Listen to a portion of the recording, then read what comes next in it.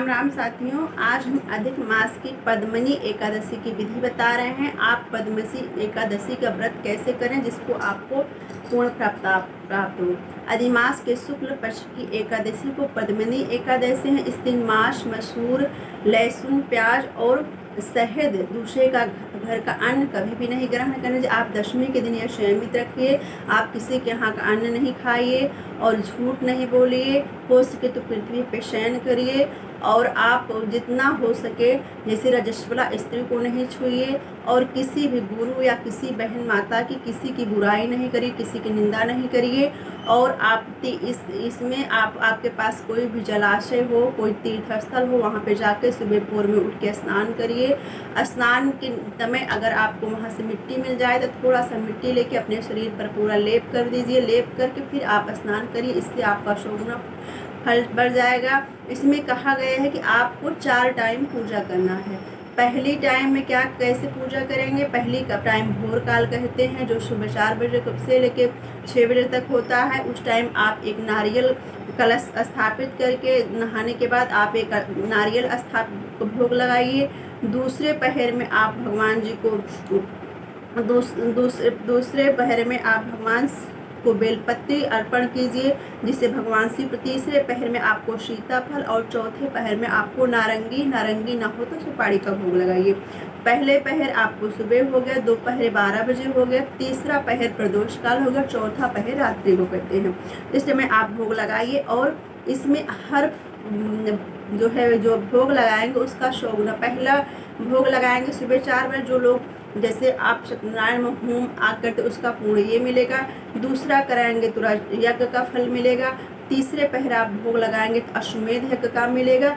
चौथे पहर आप अगर भोग लगाएंगे तो आप राजसूय यज्ञ का फल आपको प्राप्त होगा। इस तरह आप भगवान श्री हरिनारायण या भगवान शिव, माता पार्वती की पूजा इस टाइम आप कर सकते हो। और आप दशमी के दिन ऐसे शयन करिए। और आप जब हो सके तो फर्स्ट नहीं, आप लकड़ी का तख्ता हो तो आप उस पर भी शयन कर सकते हैं। और पद्मनी एकादशी की हम आपको कथा सुनाते हैं। और व्रत के द्वादशी के दिन आप एक सीधा जरूर दान करिए। एक समय कार्तवीर नाम रावण को दिग्विजय के समय पकड़कर अपने कारागार में बंद कर दिया। तब पुलिस विवेक पूर्वक उसे छुड़ाना चाहा। तब आश्चर्यचकित होकर नारद ने अगस्त जी से पूछा, हे महाबली, रावण को कीर्तवार वीर ने कैसे बंदी बनाया? इस कथा को नारद जी पूछ रहे हैं, किससे? ऋषि से पूछ रहे हैं, मुनि से पूछ रहे हैं कि प्रभु ऐसा क्या हुआ, कैसे? अगस्त ऋषि जी से पूछ रहे हैं कि कैसे रावण को इतना दिग्विजय राजा का लड़का रावण भी इतना महाप्रतापी था, इतना ज्ञानी था, उसको कैसे बंदी कराया? तो वही कथा नारद जी को अगस्त ऋषि जी बता रहे हैं। अगस्त जी ने कहा, त्रेता युग में हाहाकार मच गया था रावण के से। तब कीर्तवीर नामक राजा जो सहिष्णुवती नगर में राज्य करता था, उसके 1000 रानियां थी, लेकिन किसी को भी पुत्र की प्राप्ति नहीं थी। राजा इसलिए बहुत परेशान हो गया था।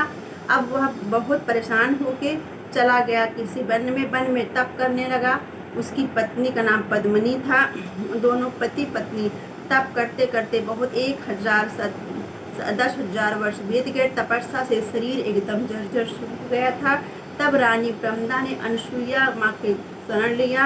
अनसुईया माँ के पास जाकर कहा, हे मैया, हमें कोई संतान नहीं है, हमारा बहुत बड़ा राज्य है। तब अनसुईया माता ने कहा, हे पुत्री, अगर आप अधिक मास की पद्मनी एकादशी का आप व्रत आप विधि विधान से करेंगी तो आपको पुत्र की प्राप्ति होगी और वो पुत्र पूरे देश में, आप पूरे विश्व में आप उस पे वो विजय प्राप्त करेगा। तब उनकी माता अनसुईया की बात सुनकर पद्मनी ने एकादशी का नियम पूर्वक व्रत किया। इस व्रत करने से उनको एक पुत्र हुआ। रानी प्रमदा ने बड़ी अधिक व्रत किया, जिससे प्रसन्न होकर भगवान विष्णु जी प्रकट हुए तो माता से पूछे, आपको क्या चाहिए? तो माता ने कहा, हे प्रभु, मेरे कोई संतान नहीं है, मुझे एक संतान चाहिए। और मुझे ऐसी संतान चाहिए कि मेरे पुत्र से कोई मेरे पुत्र आपके छोड़ उसको कोई पराजय न कर सके। तो भगवान विष्णु जी उनको तथास्तु करके चले गए। तब उनको उसी समय राजा ने कहा देव दानव नाग दैत्य राक्षस जितने भी हैं, कोई भी मेरे पुत्र को हरा न सके। तब राजा रानी अपने नगर आ गए। उन्होंने पद्मा एकादशी के प्रभाव से उन्हें कीर्तिवीर पुत्र प्राप्त हुआ, जो रावण को इसी तप से, उनकी माता पिता के तपस्या के कारण वो उनको रावण को अपने घर पर बंदी बनाकर उनको जेल में डाल दिया था। तो इस जो है व्रत का ये बहुत बड़ा पुण्य है, जो पुरुषोत्तम मास में पद्मिनी एकादशी का व्रत करता है विधि विधान से और संयम से, उसके पुत्र और पुत्री हमेशा पूरे देश में राज करते हैं। यही इस कथा का फल है। जय श्री राम।